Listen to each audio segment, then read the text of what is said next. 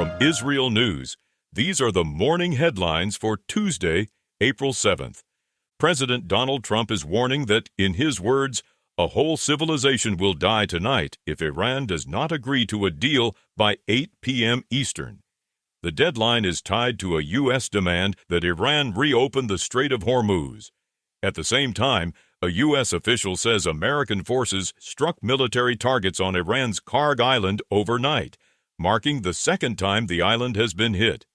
Iran's Revolutionary Guard is now warning it will no longer hold back from targeting the infrastructure of the United States and its allies in the region. It says any response could go beyond the region if American red lines are crossed. Inside Iran, officials and activists are calling on young people to form human chains around power stations and other infrastructure. Iranian media published images of human chains around a power plant in Tabriz and on a bridge near Dezful. One senior Iranian official says Pakistan is still passing messages between Tehran and Washington, but insists there are no negotiations because, in his words, the American tone has not changed. Iranian officials also say they will not reopen the Strait of Hormuz in exchange for what they call empty promises, and warn that if U.S. strikes hit Iranian power plants, Saudi Arabia and the wider region could fall into total darkness. Tensions are also rising in Saudi Arabia. Iranian ballistic missiles are reported to have been fired toward the kingdom, with interception debris landing near energy sites. Saudi authorities closed the King Fahd Causeway for hours. The bridge is the only land link between Saudi Arabia and Bahrain.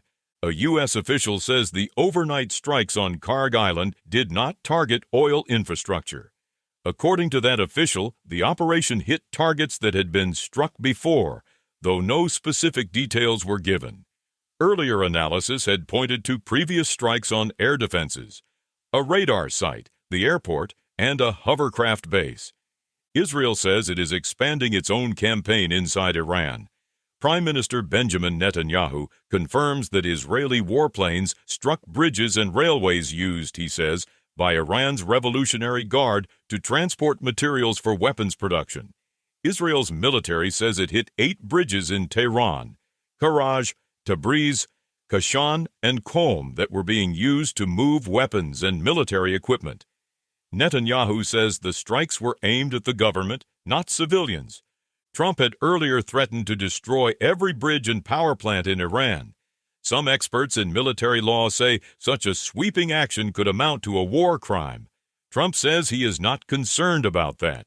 Iran's president says 14 million Iranians, including himself, have volunteered to sacrifice their lives in the war.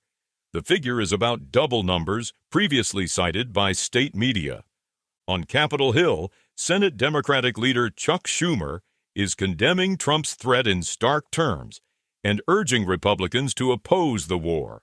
Schumer is backing legislation that would require congressional approval before further attacks on Iran. He says any Republican who refuses to vote against what he calls this war of choice will own the consequences. Financial markets are reacting, but not as dramatically as the rhetoric might suggest. Oil prices are rising, and U.S. stocks are slipping ahead of Trump's deadline. The Dow is down more than 270 points, while the S&P 500 and NASDAQ are each lower by about 0.6%. In other developments, the British Times is reporting that Iran's new supreme leader, Mojtaba Khamenei, is hospitalized unconscious in Qom after being severely wounded in the strike that reportedly killed his father. The report says Western intelligence believes Iran may now be preparing for a double funeral. And in Istanbul, gunmen opened fire near the Israeli consulate in what Turkish officials described as an attempted attack on the mission. 2 of the 3 attackers were killed in the exchange of fire, and 2 police officers were wounded.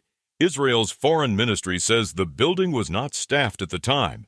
The U.S. ambassador to Turkey condemned the attack and praised Turkish security forces for their response. Also in Britain, Kanye West is being barred from entering the country, and the Wireless Music Festival has been canceled after the backlash over his planned appearance. British officials say his presence would not be conducive to the public good, following his past anti-Semitic remarks. Those are the latest headlines from IsReal News.